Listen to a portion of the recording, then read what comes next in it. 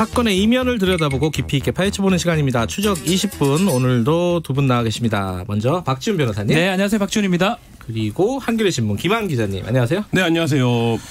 오늘 이명박 전 대통령 항소심 얘기를 해볼 텐데 내일이 선고라고 하죠? 맞죠? 네. 이게 구형이 된 지가 꽤 됐어요. 잘 기억이 안 나시는 분들이 있으실 텐데 1심 선고가 어떻게 됐고 2심 구형은 어떻게 나왔고 요거를 김한 기자가 먼저 조금 정리해 주실까요? 전직 대통령 관련된 재판인데 사실 많은 관심을 받지 못하고 있는 것 같아요. 이게 바로 전 대통령이 있기 때문에 전 대통령은 그렇죠. 크게 관심이 없더라고요. 내일 이제 2심 선고가 나옵니다. 1심을 잠깐 정리를 하면 16개 혐의로 이제 범죄 혐의를 받았고요. 네. 뭐 굵직굵직한 것만 말씀드릴게요. 뭐 다스를 통해서 340억 원을 횡령했다는 혐의, 그리고 31억 원의 조세포탈 혐의, 그다음 110억 원의 뇌물을 받았다는 것, 그리고 그 다스 소송비 67억 7천만 원인가요? 그 정도를 삼성을 통해서 이제 대납하게 했다라는 혐의고 1심 재판의 핵심은 그거였어요. 그 전에 오랫동안 물어왔던 질문 있지 않습니까? 다스는 누구 거냐? 다스는 이명박 거다. 이렇게 재판부가 결론을 내렸던 그 재판이었습니다. 구형 그 뒤에 이제 항소심이 쭉 이뤄져 가지고 구형이 됐잖아요. 그 구형은 얼마 더 높게 나온 거죠, 지금? 네, 그렇습니다. 3년 정도 1심보다 좀 상향해서 구형을 했습니다. 그게 그겁니다. 지금 약간 언급을 했는데 삼성의 소송비 대납 부분. 그 부분이 1심하고 2심하고 차이점 있는 부분이고요. 더 추가가 됐어요, 금액이. 그 금액만큼 3년을 더 구형한 것으로 지금 보입니다. 15년 1년 받았는데 1심도 20년을 구형을 했었거든요. 근데 이제 15년이 났었고 선고가 지금은 23년을 구형했습니다. 아하, 그래요. 네, 그 부분이 있어요. 그 국정농단 재판 박근혜 전 대통령 재판 상고심에서 대통령 시절에 받은 뇌물은 대통령이 아닌 시절에 받은 뇌물과 분리해야 된다라는 판례가 판결이 나왔거든요. 그거를 적용을 해서 지금 이제 그 검찰이 두 개를 분리한 거예요. 그러니까 하나의 뇌물죄는 17년을 선고해달라라고 주문을 했고 나머지에 대해서 6년을 선고해달라 이렇게 이제 주문을 해서 1심에서는 20년을 구형을 했는데 2심에서는 23년 구형을 했습니다. 이게 중간에 공소장을 변경한 거잖아요. 그렇죠. 뇌물이 추가로 나왔다 이거잖아요. 근데 그게 그때 반발이나 논쟁은 없었습니까? 변호인 측에? 그 부분이에요. 지금 말했던 부분이 1심, 2심 차이점이 아주 이 부분이에요. 51억 원 정도 상당히 미국에 있는 그 삼성 법인, 다른 법인을 통해서 그 소송 비용을 대납했던 부분이거든요. 근데 공소장 변경을 하면 사실은 검찰이 신청을 하면 의견은 듣긴 하지만 결론은 재판부에서 내는 거거든요. 그래서 별다른 인정될 가능성이 좀 높지 않을까 생각이 들어요. 근데 그 소송비 대납은요, 삼성이 했던 거 원래 있지 않았어요? 하나도 없었던 게 나온 건가요? 아니요, 있던 거 추가 플러스 알파가 됐습니다. 미국 현지 법인 관련했던 부분입니다. 이게 받은 주체가 약간 다르군요. 삼성이 직접 했던 부분입니다. 그때도 이제 그래서 처음에 그 대납이 나왔을 때 미국 로펌 치고는 너무 금액이 낮다 뭐 이런 얘기도 있었어요. 그래서 실제 이 로펌이 이 정도 금액으로는 수술 안 한다.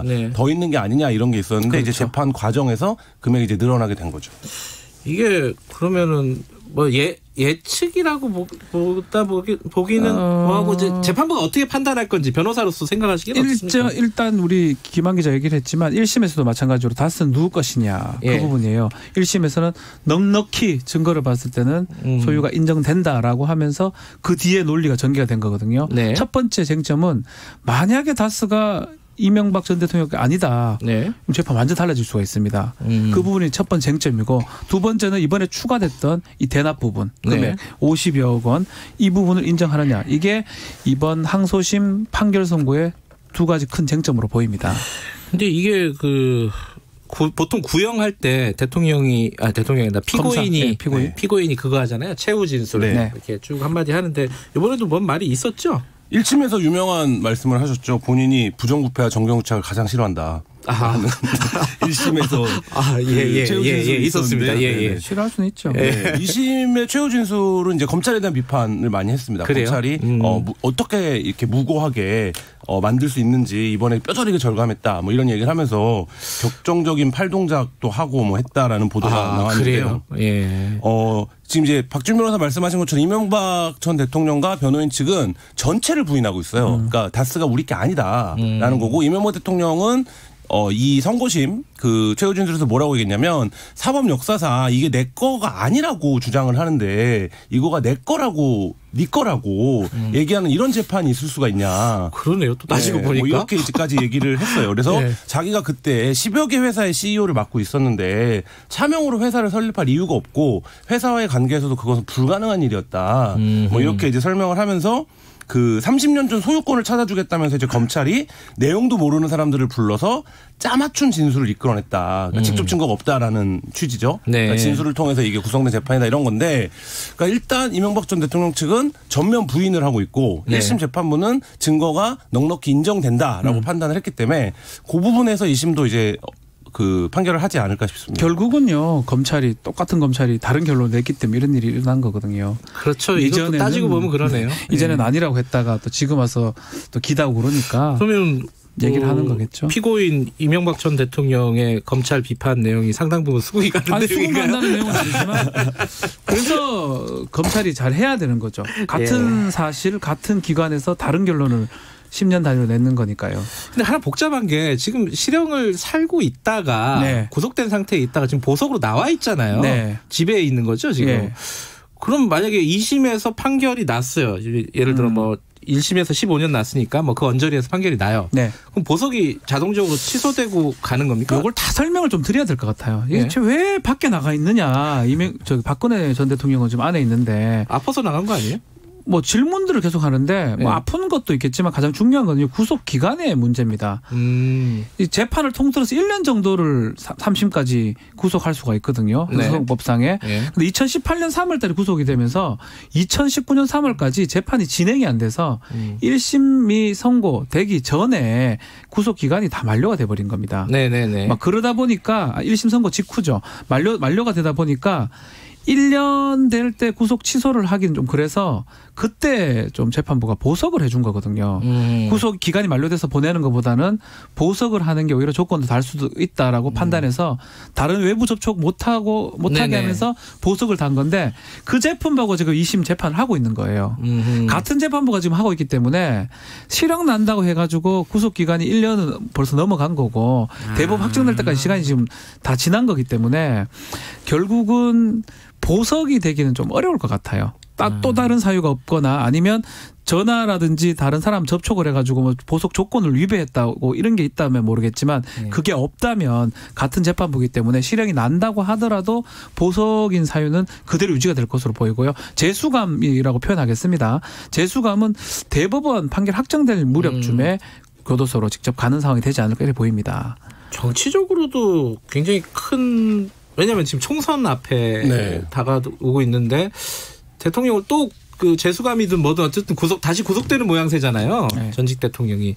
그 어느 쪽에서 보더라도 약간 좀 부담스러운 부분이 좀 있는 부분인 것 같아요. 그렇죠. 그 뭐 재판부가 판단하는 것이긴 하지만 이명박 전 대통령이 다시 이제 만약에 구속이 될 경우에는 어쨌든 뭐 그 보수층의 결집이나 이런 부분들을 자극할 가능성이 있기 때문에 지금 뭐 일각에서는 총선 전에 박근혜 전 대통령을 형집행 정지하는 것 아니냐 뭐 이런 얘기도 정치권에서는 나오고 있는 상황이거든요. 그러니까 이게 어쨌든 뭐 죄가 무엇이든 간에 그리고 뭐 미우나 고우나 전직 대통령이라고 하는 위상이 있기 때문에 그 부분에서 인신의 문제가 그 자체로 좀 정치적인 문제로 비화될 가능성이 있기 때문에 뭐 상당히 좀 조심스럽게 접근하지 않을까 싶습니다. 근데 박근혜 전 대통령 형집행 정지도 이 총선 직전에 하면 이거 어느 쪽이 봐도 좀 부담스러운 거 아니에요? 지금 못할 것 같은데 느낌이. 저는 하지 않을 거라고 저는 판단이 들거든요. 그 이유는 사실은 또 정치적 이용한다는 비난을 면치 못할 그러니까 수 있어요. 총선 때문에 이게 좋든 싫든 간에. 네. 네. 마찬가지로 또 그게 정치적으로 좀 원하는 대로 이용이 될지도 의문이에요. 박근혜 전 대통령이 나와서 좀 우리 공화당이나 그쪽이 유리하게 될지 이른바 친박 세력 네. 또 그건 알 수가 없는 거거든요. 네. 그러니까 쉽게 할 수 없는 부분이다. 그리고 원칙적으로 갈 수밖에 없는 상황이다. 그러니까요. 원칙적인 부분은 사면 이런 거는 다 예외적인 겁니다. 네. 그래서 원칙적으로 갈 수밖에 없다 이렇게 생각이 들어요. 알겠습니다. 시간이 많지는 않은데 뭐 한 가지만 좀 더 짚고 넘어가죠. 이게 저 오늘 뭐 브리핑에서도 잠깐 다루긴 했는데 지금 사법농단 사태 이후에 그 업무 배제된 판사들이 다 복귀를 했어요. 이게 지금 사법농단 이후에 여러 가지 뭐 일들이 있었는데 다 원상복귀되는 그런 그렇죠. 느낌을 주는 거예요. 일단 느낌은. 네. 박지원 변호사님은 어떻게 보세요? 1심이 무죄가 됐고 뭐 대법원까지 기다리면 시간이 꽤 걸리기 때문에 일단 복귀시키겠다라는 네. 게 이제 대법원 행정처의 의견인데 예.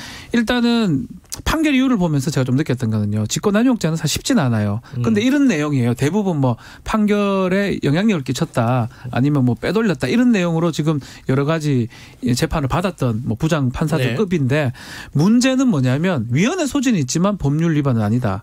요 단어가 참 저는 좀 걸립니다. 근데 그게 논리적으로 성립되는 말이에요. 위헌은 소지를 빼면은 위헌인데 법률의 위반은 아니다? 그래서 논리적으로는 맞지 않죠. 헌법이 더 상위법 규범이기 때문에 그럼에도 불구하고 또 형벌법규는 아주 명확해야 되고 그 엄격 해석을 해야 되거든요. 재형법정주의. 재형법정주의죠. 가능하다면 탄핵으로 가야 되는 부분이었던 거예요. 법관 탄핵. 그렇지만 또 이 얘기를 좀 하기엔 좀 그렇긴 한데 후배 재판관 판사들이 판단하니까 이런지 않을까. 그런 얘기를 하지 않을 수 대부분 없어요. 선배일 수. 또 앞으로 준비된 대법관, 전 대법관, 양승태 대법관, 대법원장이죠. 네. 그 재판도 예비 준비돼 있고 이런 것들이 다 연결이 돼 있다는 생각을 하지 않을 수가 없습니다. 김한 기자, 그러면 이 사람들이 진짜 재판을 하게 되는 거예요? 그 업무 배제했던 분들이 앞으로? 일단 뭐 바로 재판에 복귀시키는 건 부담스럽겠지만 지금 현재는 어쨌든 재판 업무에서 배제를 해놓고 있었던 상태였기 때문에 그 부분이 1심에서 무죄가 났기 때문에 이것도 이제 형식 논리죠. 형식 논리상으로는 업무에 복귀시키지 않을 이유가 없다 이렇게 이제 판단을 한 건데 근데 이 부분은 법감정과 이 재판부의 논리가 상당한 괴리를 지금 보이고 있는 게 계속 확인이 되고 있잖아요. 잇따라 무죄를 받으면서. 근데 논리는 한 가지죠. 이른바 이제 죄형법정주의라고는 일반 피고인들에겐 잘 적용하지 않는 뭐냐면 법률이 없으니까 범죄도 없었고 처벌도 없었다 이 논리거든요. 그러면 이거 간단하잖아요. 법률을 만들면 되죠. 네, 이걸 처벌할 수 있는. 법률 만들려면 지금 총선도 해야 되고 이래가지고 시간도 많이 걸리고 이게 예를 들어서 이제 뭐 이탄희 판사 같은 경 전 판사 같은 경우에는 저희랑 인터뷰할 때 그런 얘기 하더라고요. 21대 국회에서 탄핵해도 된다. 되죠. 되죠. 시효가 없다 이거는. 이 판결문에 그게 있는 거예요. 탄핵으로 할 거지. 그게 그 말이거든요. 위헌적 요소는 있지만 형벌 법규에 반하지 않는다 이 뜻인데 그렇다면 위헌적 요소가 있으면 탄핵 사유가 되는 거예요. 그러니까 탄핵을 하라는 건데. 그럼 후배 판사가 자기가 못하니까 탄핵해 주세요 이런 뜻인가요? 그렇지만 사실은 제가 변호사 입장에서 이건 좀 말을 잠깐 주저하는데 헌법이 최고 규범이에요. 헌법에 반했는데 직권남용죄는 정말 불분명한 범죄입니다. 이래 걸어도 되고 저래 걸어도 되고 대법원에서 직권남용죄를 좀 명확하게 해석하는 그 판결이 나왔어요. 최근에. 이 일련의 과정이 예사롭지 않습니다. 안 좋아요 저는. 제가 해석을 하면은 박지원 변호사님이 부담스러워하니까 해석을 하면은 양승태 전 대법원 몰라요 저는. 제가 어쩌합니까? 대법원장 판결을 앞두고 제가 일개 변호사가 뭘 안다고 뭔가를 분위기를 조성하는 거 아니냐, 뭐 판례 같은 것도 만드는 거 아니냐. 뭐 하필이면 김기춘 조현수 재판에서 그렇게 하더라고요. 모르겠습니다 저는. 이게 사실은 김명수 대법원장 취임하면서 이제 사법개혁을 얘기를 했습니다. 이게 다 뭐 스리슬쩍 다 사라지는 거 아니냐 이런 비판도 있어요. 김한 기자는 어떻습니까 보시기에는? 일단 뭐 사법개혁에 여러 층이 있을 텐데 지금 검찰개혁 관련해서 여러 논의들이 진행이 되고 있는데 이제 재판 이 개혁 이런 부분을 어떻게 진행할 거냐 관련해서는 일단 요 사법농단에 참여했던 판사들의 판결을 보고 좀 진행하는 추이가 됐는데 스탑된 것 같아요. 스탑이죠 이래 되면. 21대 국회의 과제로 남는 것 같아요. 그러니까 이 판결문도 읽어보면 지금 이제 위헌 요소를 계속 말씀하셨는데 뭐라고 얘기하냐면 법관은 다 독립적이기 때문에 재판에 관여할 수 있는 권한이 없다라고 얘기를 하고 있거든요. 네. 이 얘기를 뒤집어서 얘기하면 이 법관의 독립적이라고 하는 이 법관들을 그럼 어떻게 사회적으로 견제할 거냐 이 부분에 대해서 공백이 있다라는 걸 그렇죠. 인정하는 셈인 거죠. 그러니까 그 부분에 대한 논의를 하는 게 네. 사법개혁의 다음 단계가 아닐까 싶습니다. 예, 이거 좀 다음 수순을 좀 봐야 될 것 같습니다. 앞으로 재판이 계속 남아 있죠, 그죠? 네, 남아 있습니다. 큰 재판들이 많이 있습니다. 이게 어떤 판결을 하게 될지 이런 부분들을 먼저 좀 봐야 될 것 같습니다. 자, 오늘 두 분 고맙습니다. 감사합니다. 박지훈 변호사 그리고 김한 한겨레 신문 기자였습니다.